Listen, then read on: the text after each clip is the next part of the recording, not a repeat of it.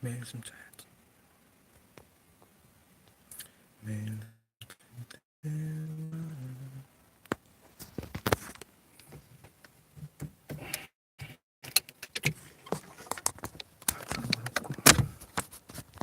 그래서 뭐야? 안배 안배 안배.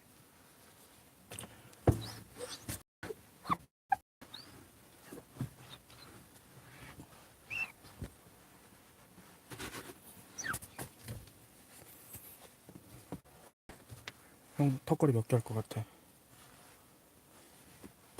어? 나 30개 해야 되는데. 아, 힘드네.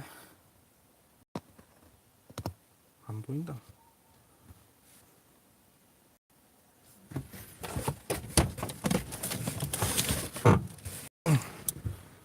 김이설이야. 김이설이야. 이 새끼는 어디 간겨? 꺼져. 다 필요 없어. 다 필요 없다고. 화가는 사람이 간겨.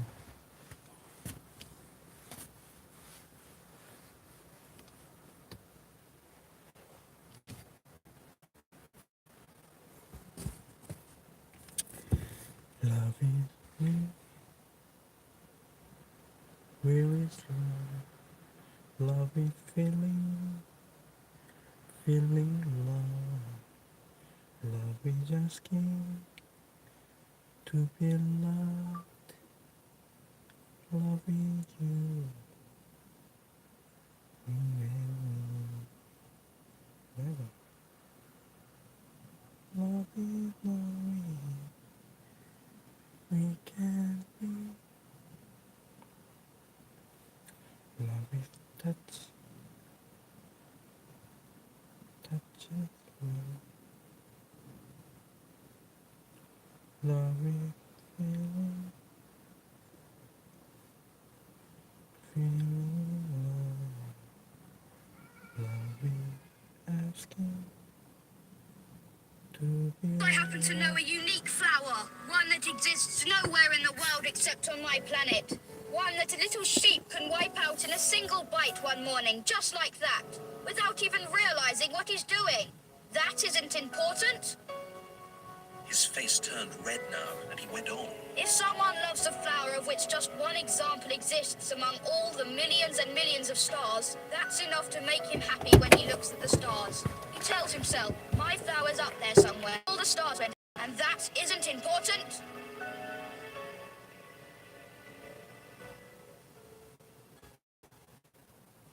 He couldn't say another word. All of a sudden, he burst out sobbing.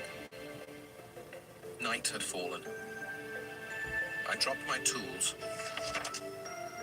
What did I care about my hammer, about my bolt, about thirst and death?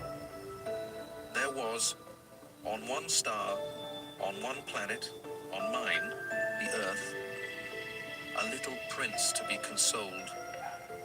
I took him in my arms. I rocked him. I told him, the flower you love is not in danger. I'll draw you a muzzle for your sheep. I'll draw you a fence for your flower. I didn't know what to say. How clumsy I felt. I didn't know how to reach him. Where to find him. It's so mysterious, the land of tears. I soon learned to know that flower better, took up no room at all, and got in no one's way. They would appear one morning in the grass, and would fade by nightfall.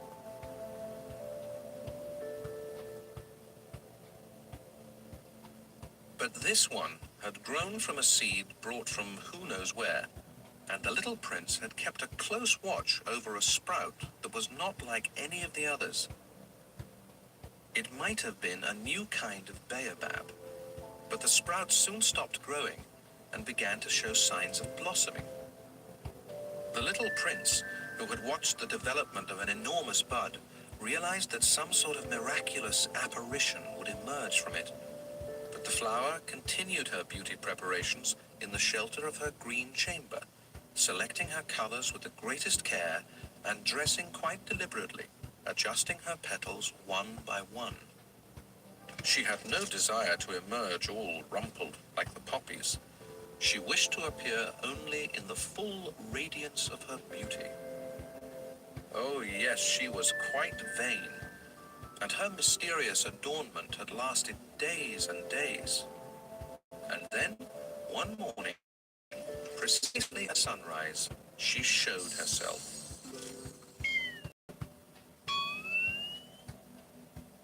And after having labored so painstakingly, she yawned and said, I'm hardly awake.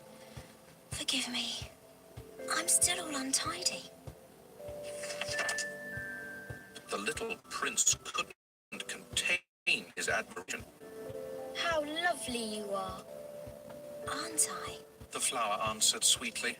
And I was born the same time as the sun. The little prince realized that she wasn't any too modest, but she was so dazzling. I believe it's breakfast time. Would you be so kind as to tend to me? And the little prince, utterly abashed, having gone to look for a watering can, served the flower. She had soon begun tormenting him with her rather touchy vanity. One day, for instance, alluding to her 4 thorns, she remarked to the little prince, I'm ready for tigers, with all their claws. There are no tigers on my planet. And besides, tigers don't eat weeds. I am not a weed. Forgive me. I am not at all afraid of tigers, but I have a horror of drafts. You wouldn't happen to have a screen? A horror of drafts. Hated this flower is. After dark, you will put me under glass. How cold it is where you live. Quite uncomfortable. Where I'm from? but she suddenly broke off. She had come here as a seed. She couldn't have known anything of other worlds. Humiliated at having let herself be caught on the verge of so naive a lie, she coughed 2 or 3 times in order to put the little prince in the wrong. That screen? I was going to look for one, but you were speaking to me. Then she made herself cough again in order to inflict a twinge of remorse on him all the same. So the little prince, despite all the goodwill of his love, had soon come to mistrust her. He had taken seriously certain inconsequential remarks and had grown very unhappy. I shouldn't have listened to her. You must never listen to flowers. You must look at them and smell them. Mine perfumed my planet, but I didn't know how to enjoy that. The business about the tiger claws, instead of annoying me, ought to have moved me. And he confided further. In those days, I didn't understand anything. I should have judged her according to her actions, not her words. She perfumed my planet and lit up my life. I should never have run away. I ought to have realized the tenderness underlying her silly pretensions. Flowers are so contradictory, but I was too young to know how to love her. In order to make his escape, I believe he took advantage of a migration of wild birds.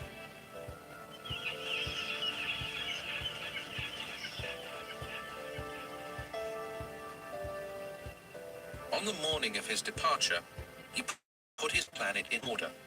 He carefully raked out his active volcanoes. He also possessed one extinct volcano, but as he said, you never know, so he raked out the extinct volcano too. If they are properly raked out, volcanoes burn gently and regularly, without eruptions. Volcanic eruptions are like fires in a chimney. Of course, on our Earth, we are much too small to rake out our volcanoes.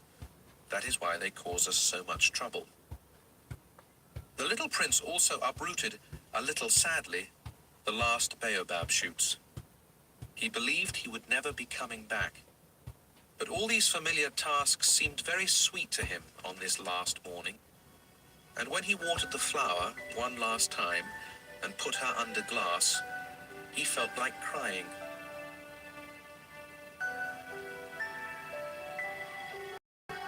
Goodbye. He said to the flower, but she did not answer him. Goodbye. He repeated.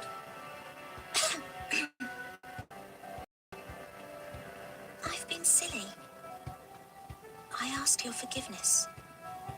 Try to be happy. He was surprised that there were no reproaches.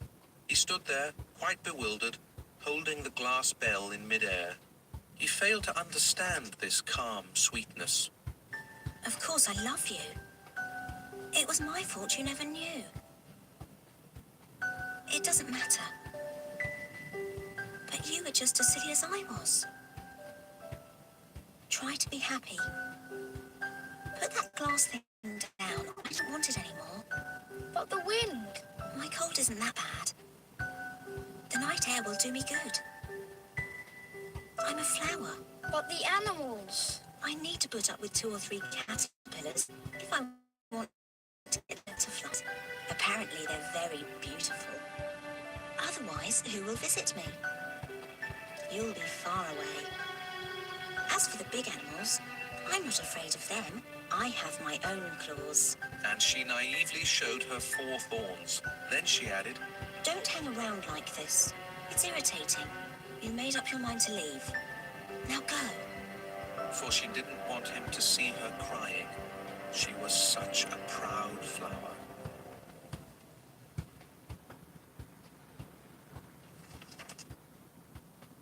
He happened to be in the vicinity of asteroids 325, 326, 327, 328, 329, and 330.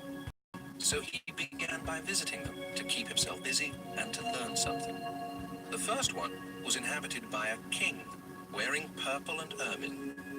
He was sitting on a simple yet majestic throne.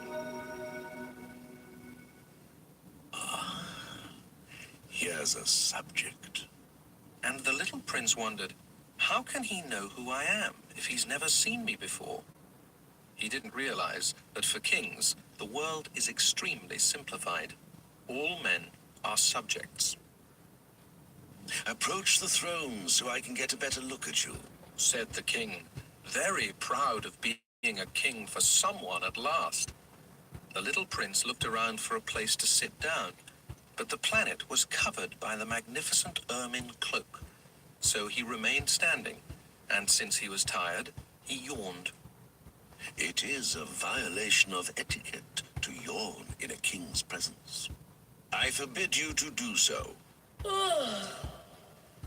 I can't help it. I've made a long journey and I haven't had any sleep. Then I command you to yawn. I haven't seen anyone yawn for years. Come on, yawn again. It is an order. It intimidates me. I can't do it now. Well. Then I command you to yawn sometimes, and sometimes too. He was spluttering a little and seemed annoyed, for the king insisted that his authority be universally respected. He would tolerate no disobedience, being an absolute monarch. But since he was a kindly man, all his commands were reasonable. If I were to command a general to turn into a seagull, and the general did not obey, that would not be the general's fault. It would be mine. May I sit down?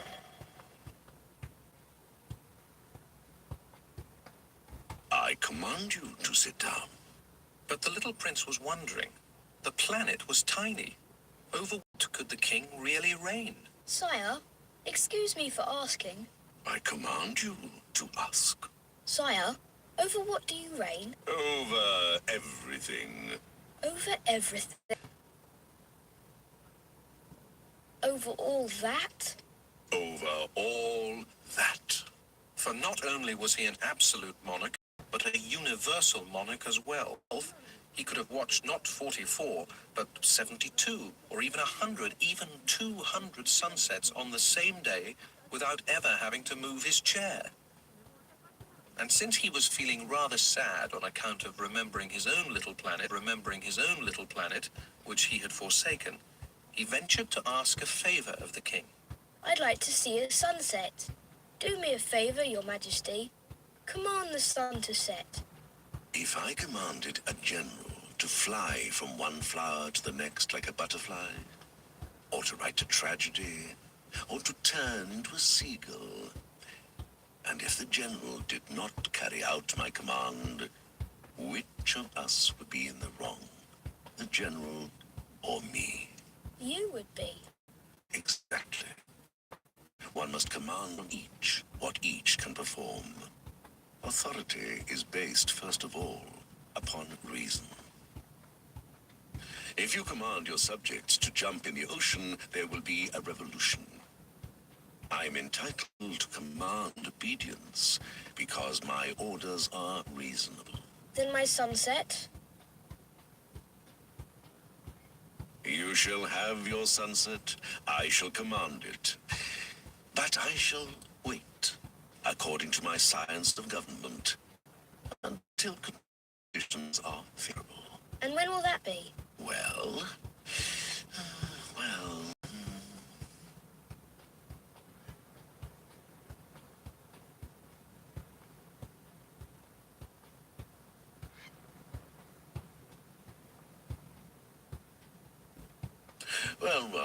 that will be around, that'll be tonight around 7:40. And you'll see how well I am. I have nothing further to do here. I'm going to be on my way. Do not leave. Do not leave. I shall make you my minister. A minister of what? Of justice. But there's no one here to judge. You never know.